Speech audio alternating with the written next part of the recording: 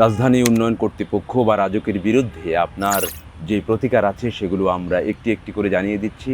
আজকে যেটি জানিয়ে দিব সেটি হচ্ছে যে, ধরুন আপনি একজন বিল্ডিংয়ের মালিক, আপনার বিল্ডিংটি নির্মাণ হয়েছে কিন্তু রাজুক থেকে নোটিশ দিয়েছে যে এটি অপসারণ করার জন্য অথবা এটি ভেঙে ফেলার জন্য অথবা রিমুভ করার জন্য।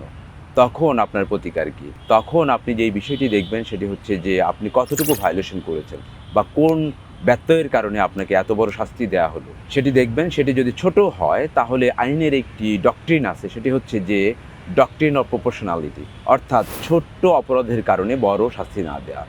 তাহলে যদি দেখেন যে অল্প একটু ব্যত্যয় হয়েছে যার কারণে আপনাকে পুরো বিল্ডিং অপসারণ করার জন্য বলছে, পুরো বিল্ডিং রিমুভের জন্য বলছে, পুরো বিল্ডিং ডেমোলিশের জন্য বলছে, তাহলে পুরো বিল্ডিং ডেমোলিশ করাটা আর ছোট্ট একটি ব্যত্যয় ঘটাটা একই সমান নয়।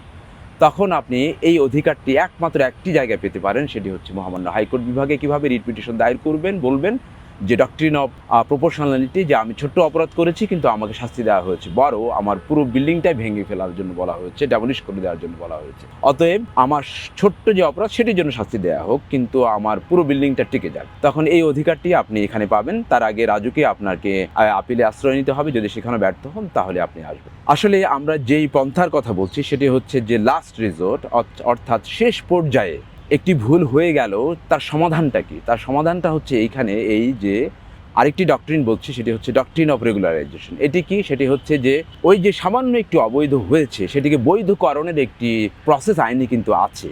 সেটি অনেক সময় রাজুক আমাদেরকে দেয় না, অনেক সময় না, আমরা দিতেই দেখি না। তাহলে ধরুন সামান্য একটু ব্যত্যয় হয়েছে, আর এই ব্যত্যয়ের কারণে বড় ধরনের শাস্তি, ডেমোলিশন, অপসারণ ইত্যাদি নোটিশ দেওয়া হলো, কিন্তু সেটি না করে আপনাকে একটি জরিমানা করে আপনার আবেদনের ফির 10 গুণ ফি দিয়ে সেটি রেগুলারাইজ করার, সেটি বৈধকরণ করার, এই যে ছোট্ট একটি অবৈধ কাজ করেছেন সেটিকে বৈধকরণের উপায় রেগুলারাইজেশন।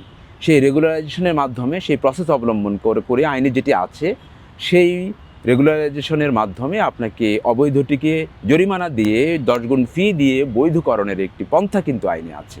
সেই পন্থাটি রাজুক আমাদেরকে করতে দেয় না অধিকাংশ ক্ষেত্রেই আমরা দেখছি, বা অনেকে জানেন না।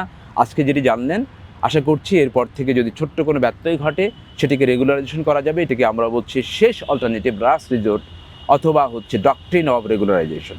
তাহলে এর আশ্রয় নিয়ে আপনি আপনার অধিকারটি পেতে পারেন, অর্থাৎ আপনার বিল্ডিংটি টিকিয়ে রাখতে পারেন। যদি এটি রাজুক না মানে তাহলে আপনি হাইকোর্ট বিভাগে এসে এটি আপনি বাস্তবায়ন করতে পারেন, রিয়ালাইজেশন করতে পারেন। আজকে এই পর্যন্ত। আর আগামী পর্বে দেখা হচ্ছে আরেকটি অধিকার নিয়ে। দেখতে থাকুন এবং আশা করছি দেখে আপনি জেনে বুঝে আপনি আইনের আশ্রয় নিন। আজকে এই পর্যন্ত। আল্লাহ হাফেজ।